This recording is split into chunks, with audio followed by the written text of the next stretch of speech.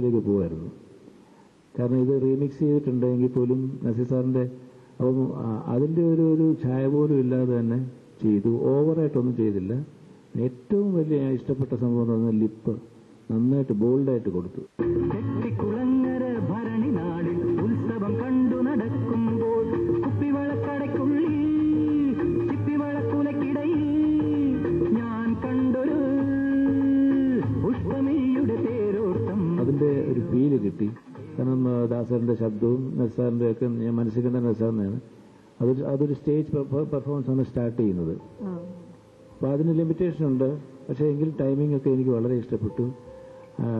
അതുപോലെ ലാസ്റ്റിൽ ചേഞ്ച് വന്നു, ഒന്ന് ലാൻഡ് ചെയ്തു, അത് കഴിഞ്ഞ് പിന്നെ ടേക്ക് ഓഫ് ചെയ്തൊക്കെ നല്ല രസമുണ്ടായിരുന്നു. പിന്നെ സിങ്ക്രണൈസ്ഡ് ആക്ഷൻസ് വരുന്നത് നന്നായി. ചെറിയ ചെറിയ ബിറ്റ്സിനൊക്കെ ബോഡി ലാംഗ്വേജിൽ കുറച്ച് അനക്കങ്ങൾ കൊടുത്തു. കൈ ഓവറാകാതെ, ഇതൊക്കെ ഓവറാകാവുന്ന സാധ്യതയുള്ളതാണ്. അത് ഓവറാകാതെ ചെയ്തെന്നുള്ളതാണ്. ഇപ്പോൾ ഒരു നല്ല ആർട്ടിസ്റ്റിന്റെ ബ്രിമ്മിൽ പിന്നെ അതിലുപരിയായിട്ട് എസ്റ്റർ ഡേയ്സിലെ ഒരു ആക്ടിങ്ങിന്റെ സ്റ്റൈല് കൊണ്ടുവന്നു. അതൊക്കെ ഒരു നല്ല ഒബ്സർവേഷനാണ്. ഒരു ആക്ടർ എപ്പോഴും ഏറ്റവും നന്നാകുന്നത് എത്രത്തോളം നല്ല ഒബ്സർവേഷൻ ആകും എന്നുള്ളതാണ്. അപ്പോൾ ആ ഒരു കാലഘട്ടത്തിന്റെ ആക്ടിങ് മുന്നോട്ട് കൊണ്ടുവരാൻ സാധിച്ചതൊക്കെ തന്നെ പ്ലസ് പോയിന്റ്സ് ആണ്.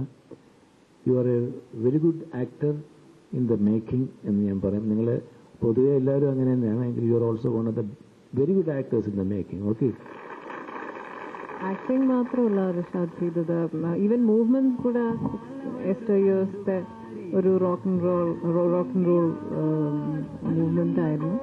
റിഷാദ് മൈക്ക് എടുത്ത് നിന്നപ്പോ ഞാൻ വിചാരിച്ചു സാധാരണ അല്ലെങ്കിൽ ഇപ്പം സ്റ്റേജ് പെർഫോമൻസ് അല്ലെങ്കിൽ ഒരു ഹീറോയിനെ സങ്കല്പിച്ച് എന്തെങ്കിലും ചെയ്യാൻ. I was thinking in a very nice one small thing sir, mike ചില സമയത്ത് even if it's stage performance mike മാറിപ്പോണു ചിലപ്പോൾ. അതൊക്കെ ചില സട്ടിൽ ആയിട്ടുള്ള പോയിന്റ്സ് ആണ്. But Rishad very well done, all the best.